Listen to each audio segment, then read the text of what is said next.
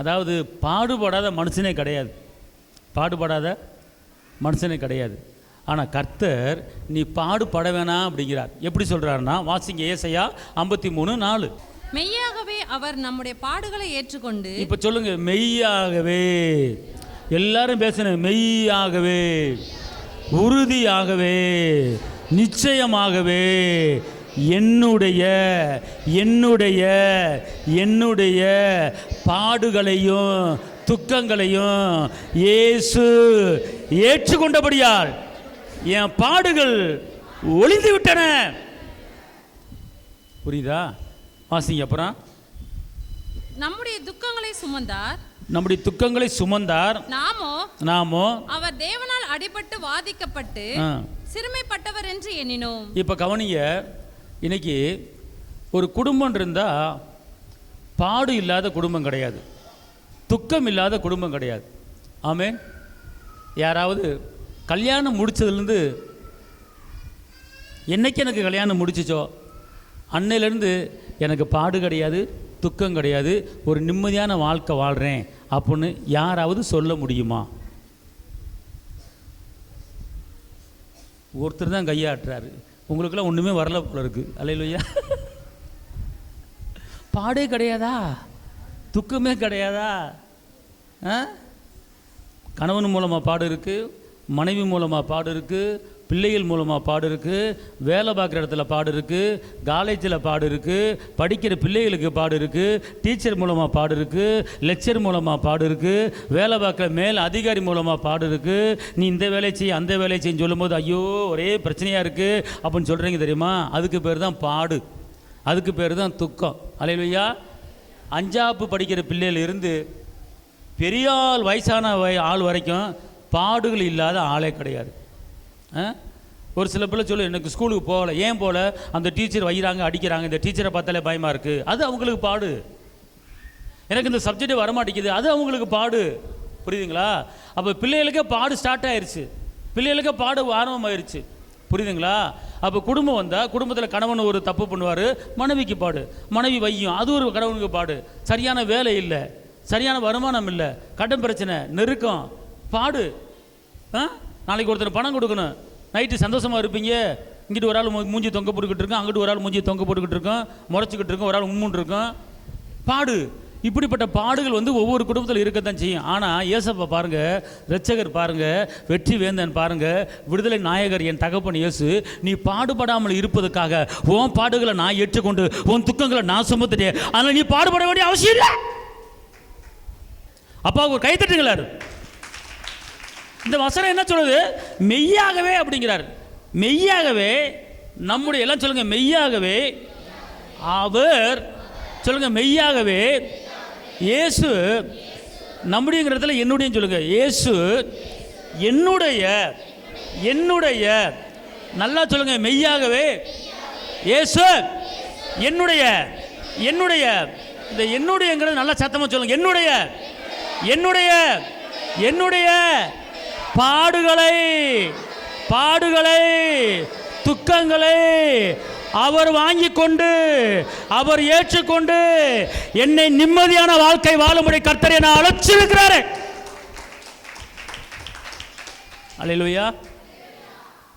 அப்படின்னா உங்கள் குடும்பத்தில் பாடுகளோ துக்கங்களோ வரும்போது ஏசாயா 53:4 சொல்லுங்க.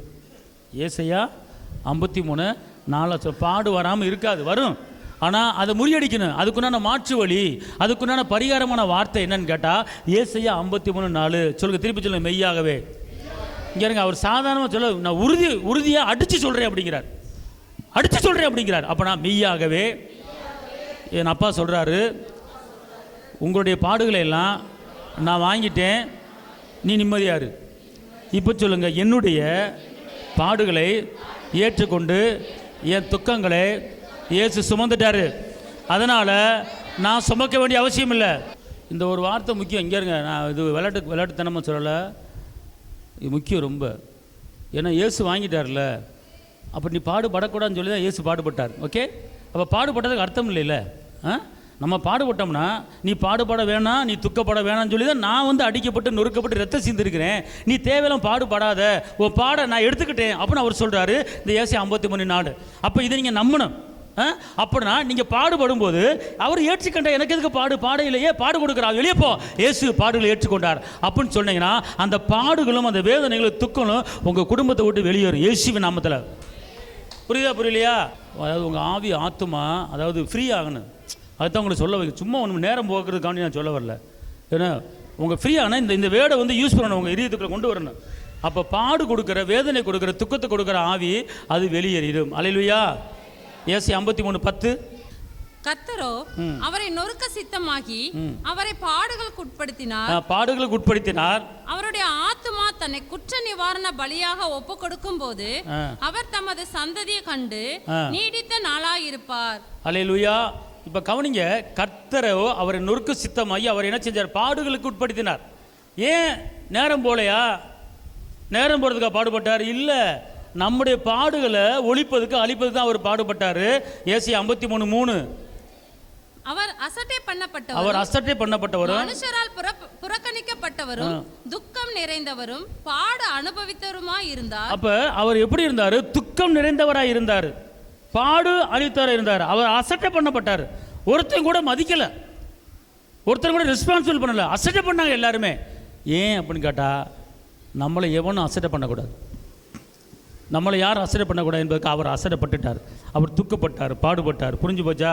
இங்கேங்க நான் சொல்கிறீங்க, உங்கள் வாழ்க்கையில் எப்பெல்லாம் துக்கம் வருகிறதோ, எப்பெல்லாம் பாடுகள் வருகிறதோ, அப்போ இந்த வசனங்களை என்ன செய்யுங்க?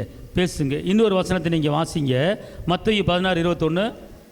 அது முதல் இயேசு தாம் எருசலேமுக்கு போய் மூப்பராலும் பிரதான ஆசாரியராலும் வேத பாரகராலும் பல பாடுகள் பட்டு கொலையுண்டு 3ஆம் நாளில் எழுந்திருக்க வேண்டும் என்பதை தம்முடைய சீசர்களுக்கு சொல்ல தொடங்கினார். பாருங்க, வேத பாரகர்களும் பல பாடுகள் பட்டு சும்மா வந்து அவர் கொலை செய்யப்படல, பாடுகள் பட்டு தான் கொலை இருக்கிறார். என்ன புரியுதா?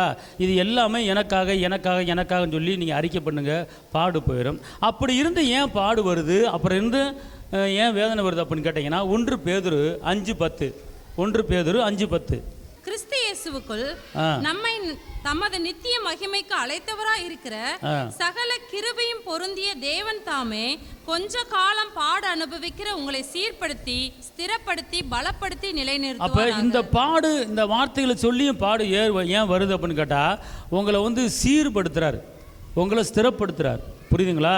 அப்போ இந்த பாடு, அதான் சங்கீதம் 119:72 உபத்திரப்பட்டது நல்லது, கர்த்தருடைய பிரமாணங்களை கற்றுக்கொண்டீங்க. அப்போனா ஏன் பாடு, ஏன் பிரச்சனை, ஏன் நெருக்கம், ஏன் துக்கம், ஏன் சஞ்சலம், ஏன் தவிப்பு அப்படின்னு கேட்டால் உங்களை வந்து சரி பண்ணுறாரு. உங்களை வந்து என்ன செய்கிறாரு? சரி பண்ணுறாரு, சீர்படுத்தி ஸ்திரப்படுத்தி பலப்படுத்தி உங்களை நிலை நிறுத்துவதுக்கு தான் இந்த பாடு. அதனால் இந்த பாடு கொஞ்ச காலம்தான், அது மாறிடும். ஆமென் சொல்லுங்கள். ஒரு குறிப்பிட்ட நாள் பாடு இருக்கும், ஆனால் அது எதுக்கு அப்படின்னு கேட்டால், உன்னை சரி பண்ணுறேன், உன்னை சீர்படுத்துகிறேன், எல்லா கோரான காரியங்களையும் செவையாக்குறதுக்கு தான் பாடு.